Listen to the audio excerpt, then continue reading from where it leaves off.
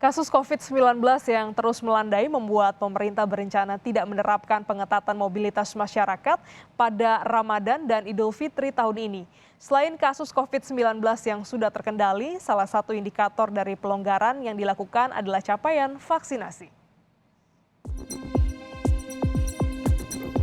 Pemerintah mengumumkan telah terjadi penurunan kasus COVID-19 dalam beberapa minggu terakhir. Kondisi pandemi COVID-19 pun semakin membaik dan terkendali. Saat ini kasus positif nasional turun 64% dari puncaknya setelah menunjukkan tren penurunan selama 3 minggu berturut-turut. Jumlah kasus harian COVID-19 memang berangsur menurun. Dalam sepekan ini saja misalnya, sejak tanggal 15 Maret, jumlah kasusnya terus melandai di bawah 10.000 kasus per hari pada tanggal 18 Maret dan terus menurun di angka 5.900 lebih kasus pada tanggal 20 Maret 2022. Dengan kondisi ini, pemerintah pun mempertimbangkan adanya pelonggaran mobilitas saat Ramadan dan Idul Fitri tahun ini. Menteri Kesehatan Budi Gunadi Sadikin menyatakan, usulan ini sudah disampaikan ke Presiden Joko Widodo untuk diputuskan. Salah satu pertimbangan pelonggaran mobilitas warga adalah capaian vaksinasi, utamanya dosis lengkap. Sehingga Menkes pun menghimbau warga untuk segerakan vaksin. Di masa Ramadan nggak ibadah pelonggaran? Nanti itu akan diputuskan oleh Bapak Presiden. Tapi ya berdoa deh. Kan sudah 2 tahun kita ketat ya. Insya Allah kalau teman-teman cepat vaksinasinya, makanya saya minta tolong nih supaya media membantu agar cepat divaksinasi dosis kedua dan booster, terutama untuk lansia di atas 60 tahun. Karena kemarin di Hong Kong yang naik banyak yang meninggal itu lansia semua karena suntiknya nggak lengkap tuh.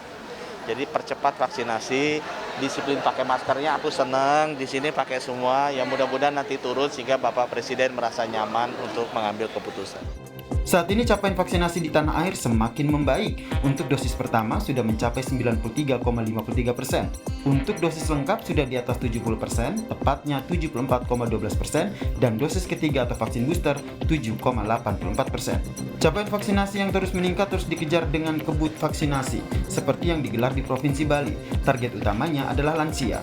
Kepala Bagian Dukungan dan Operasional Binda Bali, Kombes Pol Beni Pramono menyatakan, vaksinasi digelar di 7 kabupaten dan kota dengan target 13.000 lebih dosis vaksin. Vaksinasi di Bali memang gencar dilakukan mengingat jumlah wisatawan yang semakin banyak berkunjung ke Bali. Dengan adanya capaian vaksinasi yang baik dan angka kasus COVID-19 yang terus melandai, maka pemerintah juga mempersiapkan skenario untuk transisi ke masa endemi COVID-19. Untuk mencapai status endemi COVID-19 diperlukan beberapa indikator seperti positivity rate di bawah 5%, angka keterisian rumah sakit di bawah 5%, laju transmisi di bawah angka 1, dan vaksinasi dosis lengkap lebih dari 70% dari total populasi. Memang, perubahan status pandemi menjadi endemi hanya bisa dilakukan oleh Badan Kesehatan Dunia atau WHO. Namun, pemerintah tetap harus bersiap sehingga jika kebijakan ini diambil oleh WHO, Indonesia sudah memenuhi kriteria masuk ke status endemi. Yang penting diingat, jika nanti transmisi endemi berlangsung, bukan berarti COVID-19 sudah tidak ada, namun penularannya yang sudah bisa dikendalikan. Tim Liputan, Kompas TV.